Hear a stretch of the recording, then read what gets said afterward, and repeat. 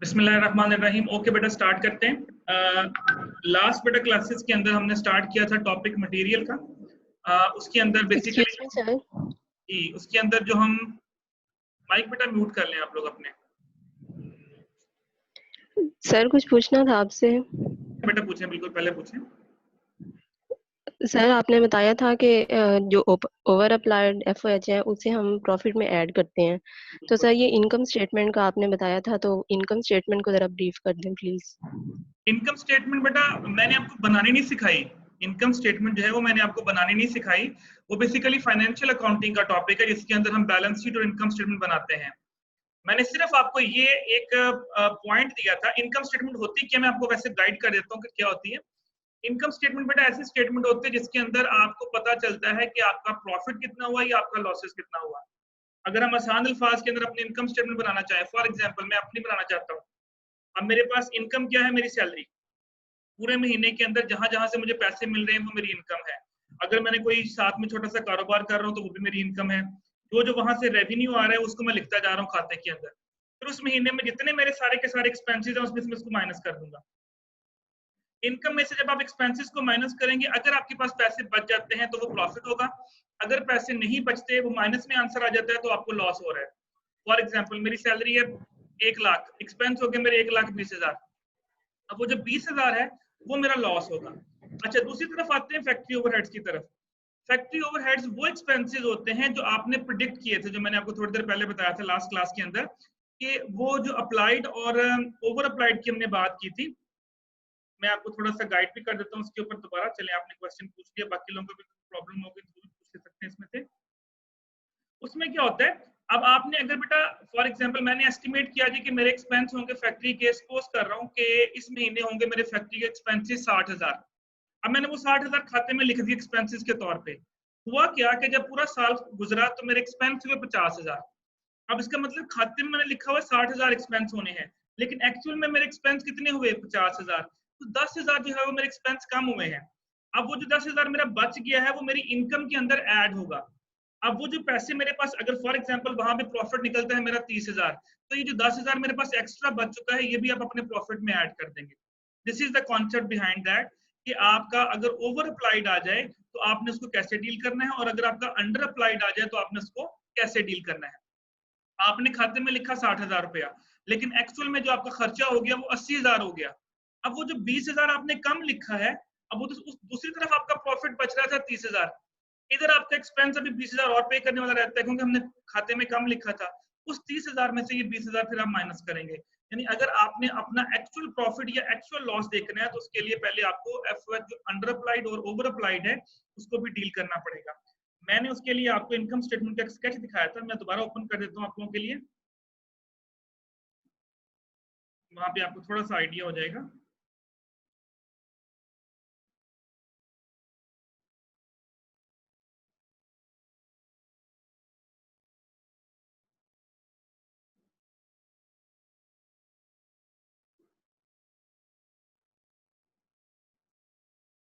ये तो हमने कर लिए थे, सीजीएस के क्वेश्चन हैं।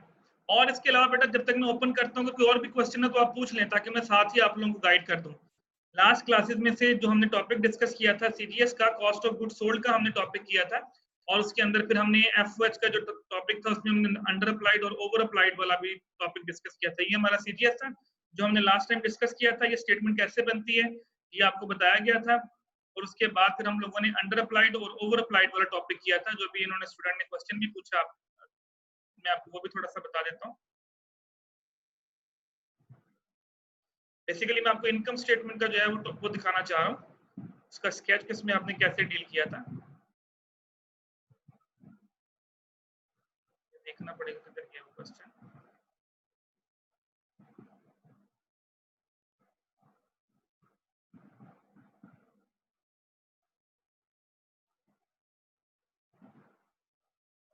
पेज नंबर मुझे मिल नहीं रहा, बट एक सेकंड जरा थोड़ा सा होल्ड कीजिएगा। पेज नंबर अगर आपको पता है तो जरा बताइएगा मुझे, मैं जरा ओपन कर रहा हूँ। आप लोग भी जरा देखिए कौन से पेज नंबर पे था वो। बाकी मैंने आपको क्वेश्चन करने को कहा था कि आपने ये क्वेश्चंस करने हैं। किसी क्वेश्चन में कोई प्रॉब्लम है तो बेटा वो पूछ सकते हैं आप।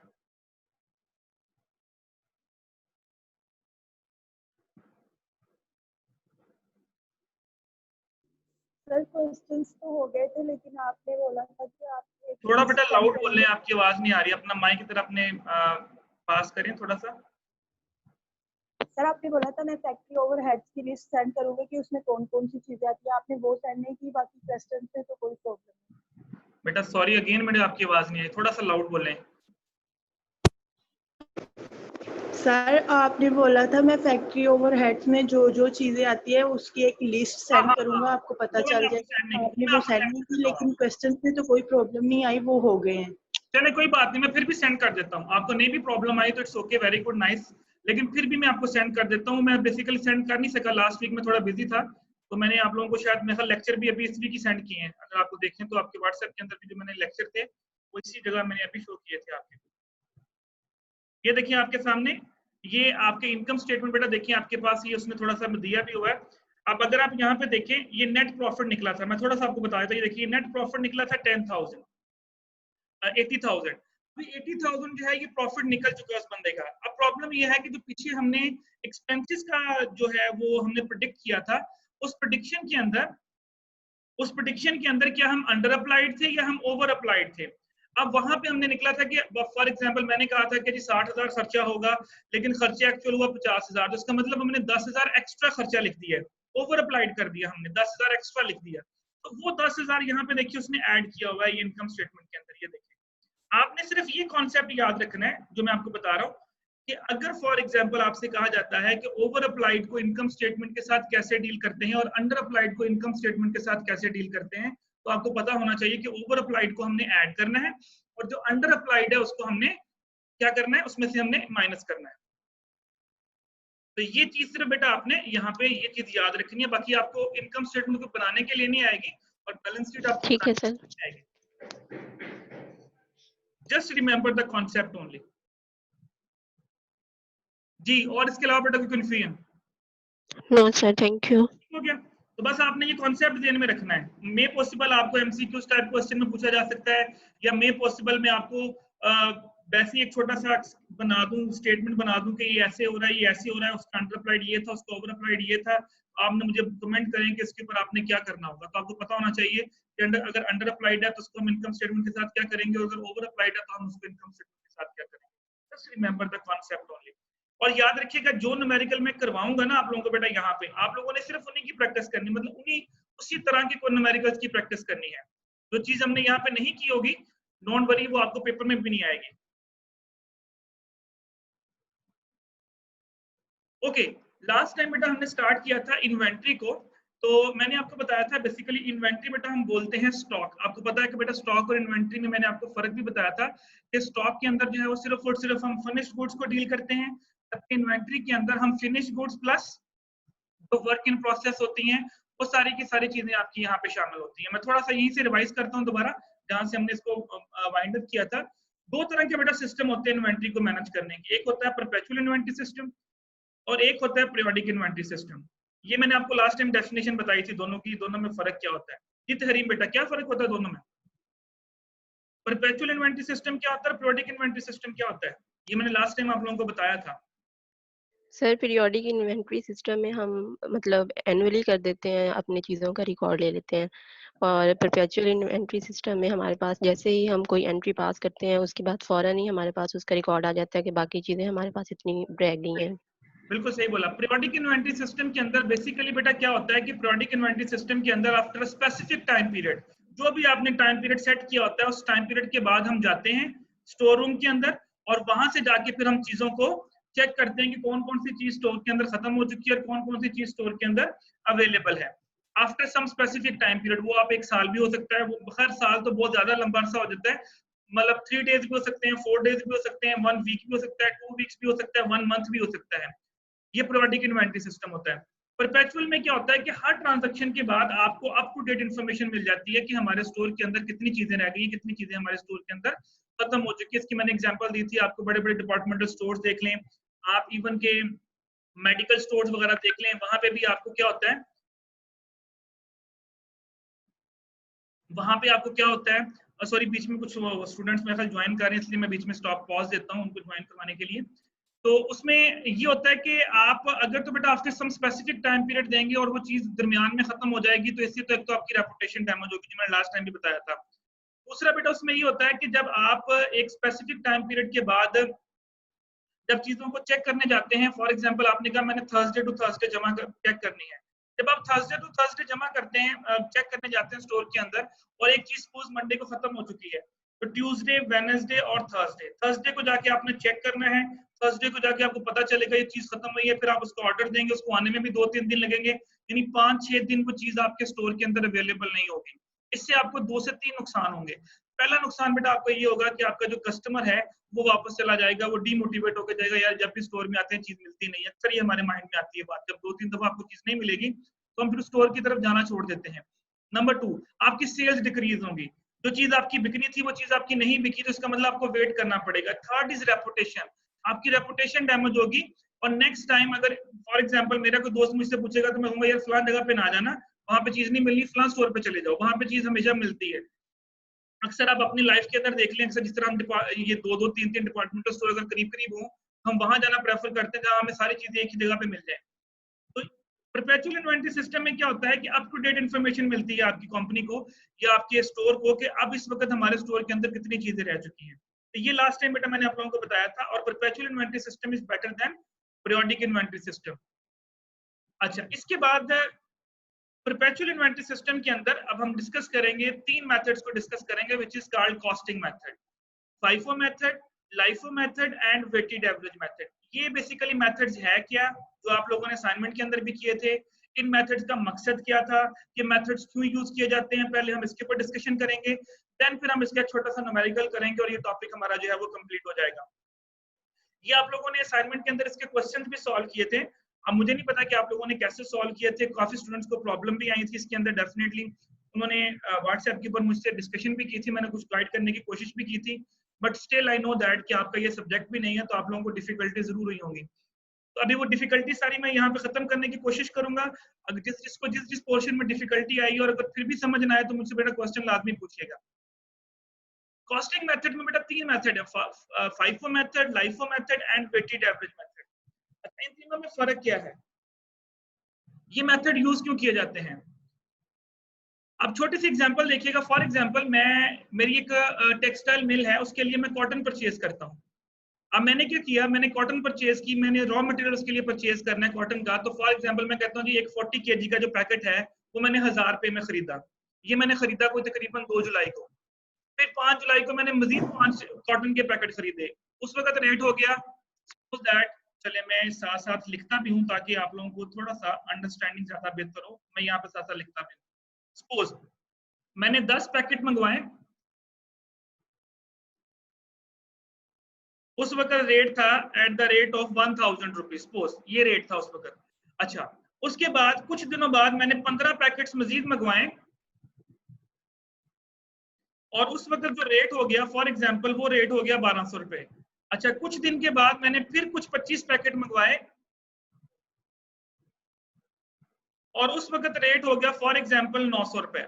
ओके, चलें, ये मैंने कुछ एग्जांपल्स लिखी हैं आपके सामने। अच्छा, अब प्रॉब्लम ये है कि पैकेट तो आपके पास आ गए, ये सारी की सारी मेरे स्टोर रूम में चीजें पड़ी हैं। स्टोर रूम के अंदर 25 जमा 15 40 इंटू 10 50, यानी 50 पैकेट्स पड़े हैं मेरे स्टोर के अंदर। 40 kg का एक पैकेट है और 50 पैकेट मेरे स्टोर रूम के अंदर पड़े हुए हैं, और ये कॉटन के पैकेट एक ही जगह पड़े हुए हैं। अच्छा, अब प्रॉब्लम क्या होगी, अब प्रॉब्लम कहाँ पे स्टार्ट होगी? प्रॉब्लम यहाँ पे स्टार्ट होगी कि जी आगे जो निटिंग डिपार्टमेंट है उसने कहा जी कि हमें जो है वो 30 पैकेट चाहिए, हमें 30 पैकेट भेजिए, हमने ना इसका धागा बना के इससे कपड़ा बनाना है। अब आपके स्टोर से यानी एक डिपार्टमेंट से अब कॉटन नहीं जाना है दूसरे डिपार्टमेंट में इसका कपड़ा बनने के लिए। अब आपने स्टोर रूम से 40 पैकेट उठाए या 30 पैकेट उठाए और आपने उसको किसको दे दिया, आपने उसको निटिंग के लिए दे दिया, आपने उसको अगले डिपार्टमेंट शिफ्ट कर दिया। अब प्रॉब्लम ये है कि 30 पैकेट आपने देने हैं, अब आपके पास खाते में लिखना है आपने कि 30 पैकेट फलां डिपार्टमेंट को चले गए। अब यहाँ पे आपको प्रॉब्लम आ गई खाते में लिखते हुए कि अब डिपार्टमेंट नंबर 1 का खाता अपना है, डिपार्टमेंट नंबर 2 का खाता अपना है, डिपार्टमेंट नंबर 3 का खाता अपना होगा। अब डिपार्टमेंट 1 ने ये लिखना है कि 30 पैकेट मैंने डिपार्टमेंट 2 को भेज दिए और इस रेट पे भेज दिए। प्रॉब्लम इज दैट, क्या वो रेट कौन सा लगाए? क्या वो 1000 रुपया रेट लगाए, क्या वो 1200 रुपया रेट लगाए, क्या वो 900 रुपया रेट लगाए? उसके पास 3 रेट पड़े हैं। पैकेट तो 50 पड़े हैं और 50 के 50 कॉटन के ही पैकेट पड़े हैं और एक ही जगह पड़े हुए हैं, लेकिन उनकी जो परचेज प्राइस है वो तीनों डिफरेंट है। कोई 1000 रुपए का खरीदा गया, कोई 1200 का खरीदा गया, कोई 900 का खरीदा गया। अब यहाँ पे जब प्रॉब्लम आती है उसको बोलते हैं कॉस्टिंग प्रॉब्लम। जब आपने कॉस्ट कैलकुलेट करनी है तो आपको ये प्रॉब्लम आ गई कि अब हम खाते में रेट क्या लिखें। इस प्रॉब्लम को खत्म करने के लिए बेटा फिर 3 मेथड इंट्रोड्यूस करवाए गए। The first method is called FIFO method, LIFO method and weighted average method. FIFO method ये कहता है फर्स्ट इन फर्स्ट आउट, यानी जो पहले आए पैकेट वो पहले रेट पे जाएंगे, उसके बाद जो अगली दफा खरीदे वो जाएंगे, फिर उसके बाद जो खरीदे वो जाएंगे, यानी ऊपर से नीचे की तरफ स्टार्ट करना है। फर्स्ट इन फर्स्ट आउट, यानी जो पहले रेट पे खरीदे गए थे वो रेट लगेगा। लाइफो मेथड कहता है लास्ट इन फर्स्ट आउट, जो सबसे आखिर में पैकेट खरीदे थे वो पहले जाएंगे और उसके बाद बाकी जाएंगे। यानी अगर हम फाइफो मेथड की बात करें और मैंने 30 पैकेट अगर इशू करने हैं तो 10 पैकेट जाएंगे 1000 रुपए के हिसाब से, टोटल 30 भेजने थे। 15 पैकेट जाएंगे 1200 रुपए के हिसाब से, मैं लिखूंगा खाते में लहदा कि 10 पैकेट 1000 रुपए के हिसाब से, 15 पैकेट 1200 के हिसाब से, बाकी कितने बच गए 5 पैकेट। 5 पैकेट मैं यहाँ से उठा लूंगा 900 के हिसाब से, और इस तरह से मैं कॉस्टिंग अपनी जो है वो पूरी करूंगा। 30 पैकेट यानी 10,000 रुपए के हिसाब से, 15 12 फाइफो मेथड है ये, फर्स्ट इन फर्स्ट आउट, जो पहले आया वो पहले जाएगा। अच्छा, अब यही मेथड है, यही मेथड है, यही पैकेट है। आपसे कहा गया लाइफो मेथड से कॉस्टिंग करो। अब लाइफो मेथड कहता है कि जो लास्ट पे आए हैं वो पहले जाएंगे। अब क्या करेंगे, ये 25 पैकेट पहले जाएंगे, ये जो 25 पैकेट लिखे हुए हैं ये पहले जाएंगे 25 पैकेट 900 के हिसाब से, और 5 पैकेट मैं यहाँ से ले लूंगा 1200 में से, और बाकी जो है वो रिमेनिंग पैकेट रह जाएंगे। यानी अगर फाइफो मेथड करूंगा तो ऊपर से नीचे की तरफ इशू करूंगा, अगर लाइफो करूंगा तो नीचे से ऊपर की तरफ इशू करूंगा। वेटेड एवरेज कहता है ना 1000 रुपया, ना 1200 रुपया, ना 900 रुपया। आप क्या करें, आप इन तीनों का एवरेज रेट निकालें, जो रेट बनेगा वो रेट लगा दें, चाहे वो 1100 बन जाए, चाहे वो 900 बन जाए, चाहे वो 800 बन जाए, चाहे वो 700 बन जाए, चाहे वो 1150 बन जाए, कुछ भी बन जाए। तो वेटेड एवरेज कहता है कि 30 पैकेट इशू करें, लेकिन ना 1000 रेट, ना 1200 रेट, ना 900 रेट। रेट कौन सा होगा, एवरेज रेट होगा, जिस तरह हम मार्क्स की एवरेज निकालते हैं। इस तरह मैं अगर आपसे पूछूं जी कि आपके 5 सब्जेक्ट्स के नंबर कितने हैं, आप कहते हैं जी कि एक सब्जेक्ट में इतने हैं, दूसरे में इतने हैं, तीसरे में इतने, चौथे में इतने, 5वें में इतने। और मैं अगर आपसे कहूं जी एवरेज मार्क्स क्या है, तो आप 5 को प्लस करके 5 पे डिवाइड कर देंगे, तो वो जो मार्क्स बनेंगे वो आपके एवरेज मार्क्स होंगे, जैसे जीपी और सीजीपी होता है आपका। तो बेसिकली ये कॉस्टिंग प्रॉब्लम को खत्म करने के लिए 3 मेथड इंट्रोड्यूस किए गए, which is called FIFO method, LIFO method and weighted average method. FIFO कहता है ऊपर से नीचे की तरफ इशू होंगे, यानी जो फर्स्ट आया वो फर्स्ट जाएगा। लाइफो कहते हैं कि जो लास्ट पे आया वो पहले जाएगा, उसके बाद ऊपर की तरफ मूव करना है। वेटेड एवरेज कहता है ना पहला ना आखिरी, आपने क्या करना है, आपने एवरेज रेट कैलकुलेट करना है और उसके बाद आपने रेट लगाना है। तो बेटा इन तीनों में पहले बताएंगे डेफिनेशन में कोई प्रॉब्लम या अंडरस्टैंडिंग में कोई प्रॉब्लम, करना कैसे ये मैं भी आपके सामने एक न्यूमेरिकल सॉल्व करता हूँ। पहले बताएं यहाँ तक कोई प्रॉब्लम, एनीवन? जी कामरान बेटा।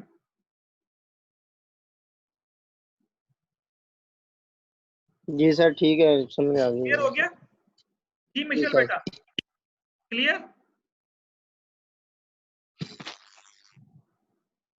जी सर। सर फिर सबसे जो वो फाइफो होगा सबसे बेहतर मेथड। जी बेटा दोबारा बोलेगा काइंडली, सॉरी आपकी आवाज जो है ना वो कट रही थी, मुझे समझ नहीं आई। मेथड क्या?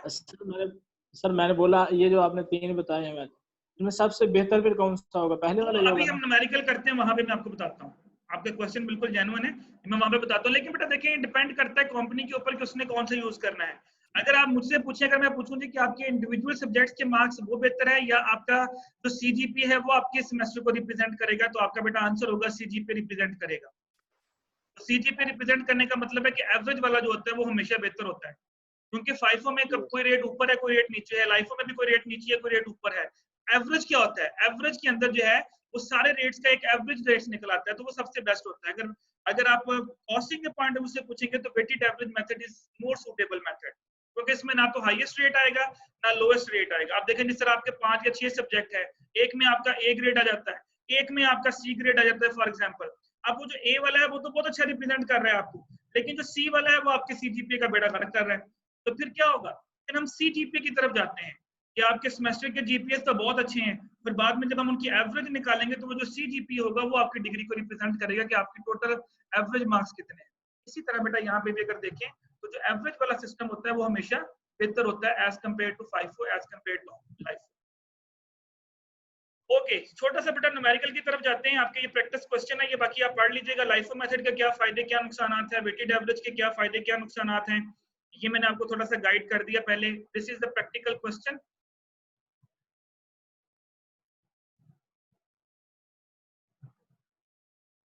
क्वेश्चन नंबर 2 की तरफ चलता हूँ। ये एक लेंथी क्वेश्चन है, प्रॉपर एक क्वेश्चन किया हुआ, उसके बाद फिर बाकी क्वेश्चन आप खुद कर लीजिएगा, जिसमें कोई प्रॉब्लम आएगी वो आप मेरे से डिस्कस कर लेंगे। पहले क्वेश्चन को रीड करते हैं, फिर मैं बताता हूँ कि आपको इस क्वेश्चन में क्या क्या कैलकुलेट करने को पूछा जा सकता है। इसके अलावा जो इस क्वेश्चन में इसके अलावा भी कुछ चीजें पूछी जा सकती हैं और वो आप लोगों ने कैसे सॉल्व करनी है, और अगर आपको कंफ्यूज करने की कोशिश की जाए क्वेश्चन के अंदर तो कैसे कंफ्यूज किया जा सकता है, वो चीजें सारी की सारी मैं आपको यहाँ पे क्लियर करूंगा। सबसे पहले बेटा यहाँ पे हमने क्वेश्चंस को रीड करना। उसने बोला जी 100 units of material M costing ₹8 per unit were in store of January 1, 2006। 100 unit बेटा आपके स्टोर रूम में पहले पड़ा हुआ है, इसको बोलते हैं ओपनिंग स्टॉक। यकम जनवरी को 100 यूनिट 8 रुपए के हिसाब से आपके पास पहले पड़ा हुआ है स्टोर रूम के अंदर। ये आपको गिवन भी हो सकता है, ये आपको गिवन नहीं भी हो सकता है, इससे कोई फर्क नहीं पड़ता कि हमारे पास ओपनिंग स्टॉक था या नहीं था, इसका क्वेश्चन से कोई लेना देना नहीं है। अगर उसने गिवन कर दिया तो लिख देंगे, अगर उसने गिवन नहीं किया तो नहीं लिखेंगे। Following are the receipts and issues, ये बेटा आपके पास मेन क्वेश्चन है, यहाँ से जो स्टार्ट हो रहा है। जनवरी 1 को बेटा आपने रिसीव किया 100 यूनिट्स, यानी आपने 100 यूनिट्स परचेज किए 8.50 के साथ। जनवरी 5 को आपने 100 यूनिट इशू कर दिया। जनवरी 8 को आपने रिसीव किए 200 यूनिट, फिर आपने रिसीव किए 100 यूनिट, फिर आपने इशू कर दिए 220 यूनिट, फिर आपने इशू कर दिया 80 यूनिट्स। ये उसने क्वेश्चन का डाटा आपको दे दिया। ये डाटा अपने सामने रखिएगा ओपन करके, मैं साथ साथ इसका सॉल्यूशन भी आपको दिखाता हूँ। उसने बोला जी कि आपने मटेरियल लेजर कार्ड बनाना है based on the above information using FIFO method, LIFO method and weighted average method. अब हमने इन तीनों मेथड्स को जरा बनाना है, इस डाटे को पुट करना है तीनों मेथड्स के अंदर और देखना है कि एट द एंड। अब आपसे इस क्वेश्चन में पूछा क्या जा सकता है, इस क्वेश्चन में आपसे 3 चीजें पूछी जा सकती हैं कि बताएं कॉस्ट ऑफ गुड्स सोल्ड कितनी है by using FIFO method, LIFO method और वेटेड एवरेज मेथड। बताएं ग्रॉस प्रॉफिट कितना है, या बताएं क्लोजिंग स्टॉक कितना है। अब ये तीनों चीजें आपने कैसे कैलकुलेट करनी है, इस क्वेश्चन में वो सॉल्व नहीं है। आप इस क्वेश्चन में सिर्फ कार्ड बनाने को कहा गया है कि जी आप रिसीव वाला और इशू वाला बता दें, कैसे रिसीव करना है कैसे इशू करना है, वो मैं आपको भी सिखाता हूँ। लेकिन उसके अलावा बेटा 3 चीजें आपसे और पूछी जा सकती हैं कि कॉस्ट ऑफ गुड्स सोल्ड क्या है, वो आपने कैसे निकालनी है तीनों मेथड से, ग्रॉस प्रॉफिट तीनों मेथड से कैसे निकालना है, और इसके अलावा क्लोजिंग स्टॉक तीनों मेथड से आपने कैसे निकालना है। ये 3 चीजें आपसे पूछी जा सकती हैं क्वेश्चन के अंदर। तो अभी फिलहाल हम FIFO मेथड से स्टार्ट करते हैं। This is your FIFO method और ये बेटा इसका फॉर्मेट है, तीनों मेथड्स का यही फॉर्मेट है, यानी जो कॉलम ड्रॉ करने हैं वो आपने यही कॉलम ड्रॉ करने हैं। फर्क सिर्फ क्या होगा, फर्क सिर्फ और सिर्फ बेटा इशू वाले कॉलम में होगा, याद रखिएगा। FIFO मेथड में इशू करेंगे ऊपर से नीचे की तरफ, LIFO मेथड में इशू करेंगे नीचे से ऊपर की तरफ, और वेटेड एवरेज में इशू करेंगे इनका एवरेज रेट लेके, ना ऊपर से ना नीचे से, हम एक अपना रेट कैलकुलेट करेंगे और उस रेट से हम इशू करते जाएंगे। तो सबसे पहले देखिए बेटा FIFO मेथड। ओके, 3 बेटा मेन कॉलम बनेंगे आपके, एक रिसीव्ड के नाम से, एक इशूड के नाम से और एक बैलेंस के नाम से, और ये डेट वाला कॉलम भी है, 4th वन है, आप इसको 4th वन डेट कॉलम बना सकते हैं। मेन आपके 3 कॉलम है, रिसीव्ड, इशूड और बैलेंस। इसको आप रिसीट्स, सेल और बैलेंस भी लिख सकते हैं। यहाँ पे रिसीट का वर्ड आ जाए, यहाँ सेल्स का, यानी इशू का हम सेल्स का वर्ड भी लिख सकते हैं, लेकिन यहाँ पे इशूड का वर्ड है तो हम इशूड का वर्ड ही लिख रहे हैं। हर कॉलम के आगे 3 सब कॉलम होंगे, unit, unit cost amount, unit, unit cost amount, units और यूनिट कॉस्ट अमाउंट। इसको आप क्वांटिटी, रेट और अमाउंट भी लिख सकते हैं, QRA, यानी क्वांटिटी, यूनिट्स की जगह पे आप लिख सकते हैं क्वांटिटी, यूनिट कॉस्ट की जगह पे लिख सकते हैं रेट, और यहाँ पे लिख सकते हैं amount, quantity rate amount, quantity rate amount, तीनों वर्ड यूज किए जा सकते हैं। अगर आपने यूनिट्स, यूनिट कॉस्ट अमाउंट लिखनी है ये भी ठीक है, कोई गलत नहीं है, ये भी वही चीज है, कोई फर्क नहीं है इसमें। It's a very simple question बेटा, इसमें कोई मुश्किल नहीं है, सिर्फ आपने चीजों को तरतीब से लेके चलना है और आपने उसको 1 बाय 1 तरतीब वाइज उसको लिखते जाना है। पहला था उसमें हमारी पहली ट्रांजैक्शन देखें तो वहां पे था कि आपको ओपनिंग स्टॉक गिवन किया गया था जनवरी 1 को। तो देखिए जनवरी 1 है, ना हमने कोई चीज रिसीव की, ये सारे खाली हैं, ना हमने कोई चीज इशू किया, हमने सिर्फ बैलेंस में जाकर लिख दिया 100 यूनिट 8 रुपए के साथ 800। ये आपके पास वो स्टॉक है जो आपके पास पहले पड़ा हुआ था, तो मैंने इसको बैलेंस में लिख दिया, यानी बैलेंस का मतलब है कि खाते में ये पहले से ही पड़े हुए हैं। अब हमारा क्वेश्चन शुरू होता है, जनवरी 1 को आपने परचेज किए 100 यूनिट 8.50 के साथ। ये मैं आपको साथ साथ दिखा भी देता हूँ क्वेश्चन। वरना क्वेश्चन आप अपने सामने ओपन कर लें बेटा। ये देखिए जनवरी 1 को आपने रिसीव किए 100 units at the rate of 8.5। करना क्या, जस्ट आपने इसको इशू वाले रिसीव वाले कॉलम में लिख देना है। रिसीव का कॉलम परचेज वाला कॉलम है, इशू का कॉलम आपका जो नेक्स्ट डिपार्टमेंट हम इशू करते हैं वो वाला कॉलम होगा। अच्छा अब ये देखिए 100 यूनिट 8.50 के साथ 850। अच्छा अब आए बेटा balance, this is very important. ये 100 यूनिट पहले पड़ा हुआ है, इसको आपने वैसे लिख देना है एज इट इज पहले। उसके बाद ये 100 यूनिट हमने मजीद परचेज किया। अब ये दो बैलेंस है बेटा हमारे पास पड़े हुए, 100 यूनिट पड़ा हुआ है 8 के साथ और 100 यूनिट पड़ा हुआ 8.50 के साथ। ये करने के बाद बेशक आप यहाँ नीचे लाइन लगा दिया करें ताकि आपको पता चले कि ये ट्रांजैक्शन यहाँ पे खत्म हो गई। यहाँ तो उसने लाइन ही ना लगाई, आप नीचे लाइन लगा दिया करें ताकि आपको आइडिया हो जाए कि यहाँ तक हमारा जो है वो बैलेंस हो चुका है। ओके आगे बेटा उसने बोला नेक्स्ट ट्रांजैक्शन में इशू 100 यूनिट्स। अब देखिए याद रखिए इशू के साथ कभी भी, दिस इज वेरी इंपॉर्टेंट बेटा, this is very very important जो मैं बताने लगा हूं, इशू के साथ जो यूनिट्स होगा इसके साथ कभी भी रेट गिवन नहीं होगा। इस इशू के साथ 100 यूनिट्स एट द रेट, जिस तरह ये 8.5 लिखा, इशू के साथ कभी भी रेट गिवन नहीं होगा।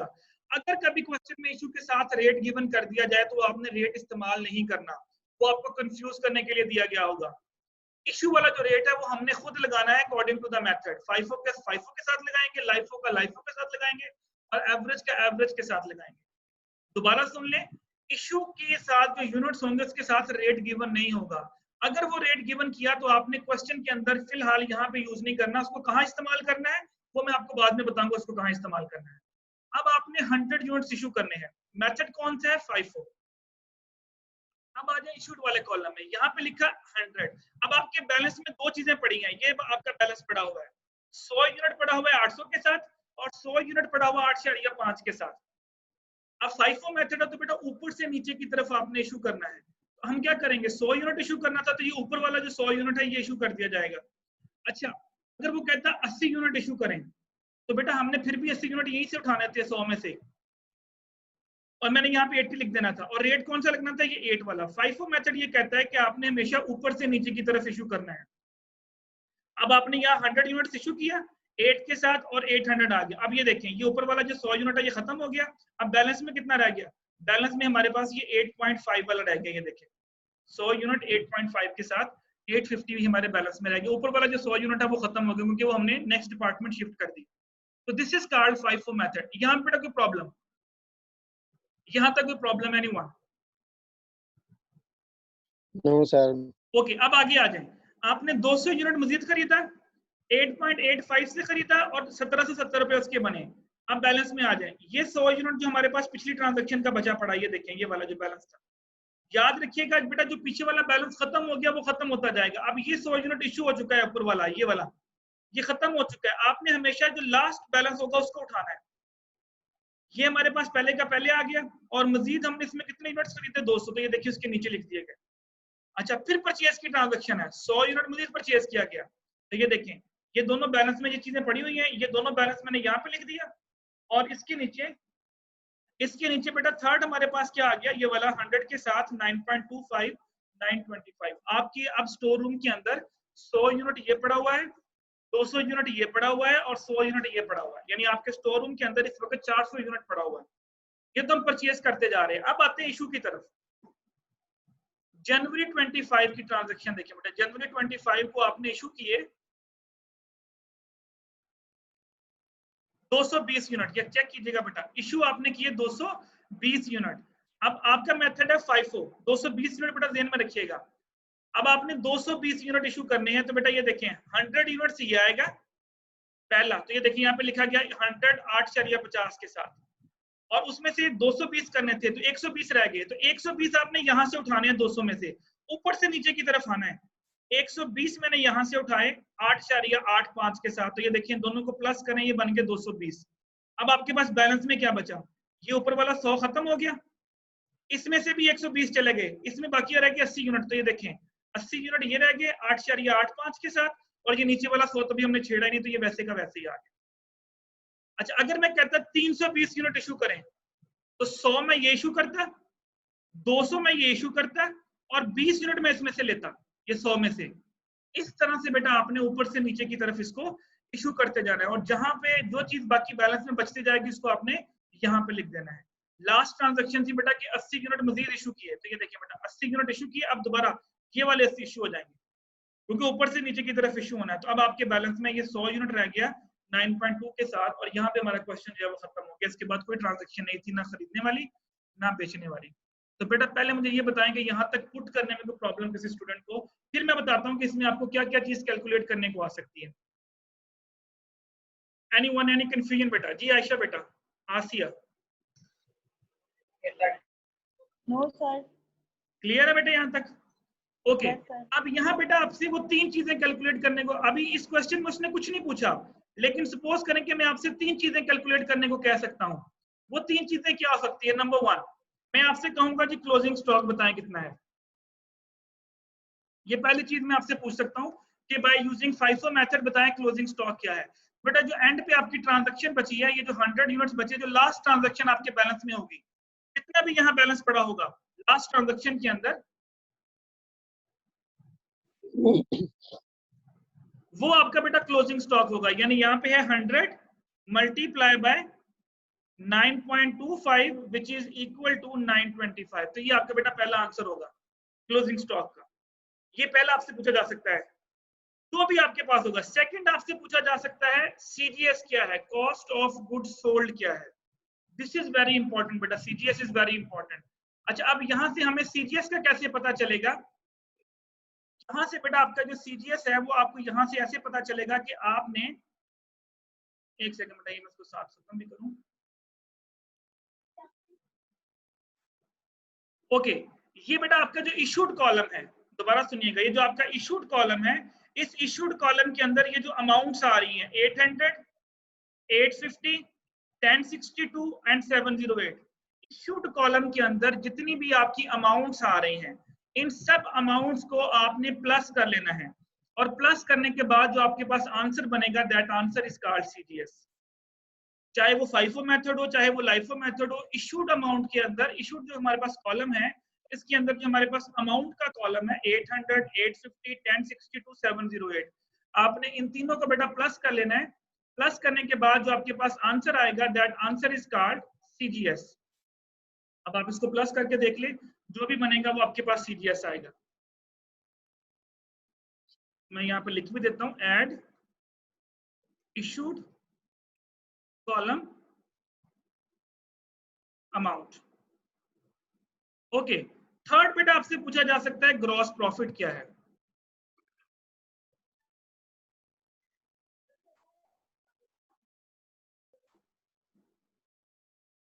अच्छा बेटा आपकी वीडियो एंड हो रही है, आप मुझे दोबारा ज्वाइन करें, फिर यही से स्टार्ट करें।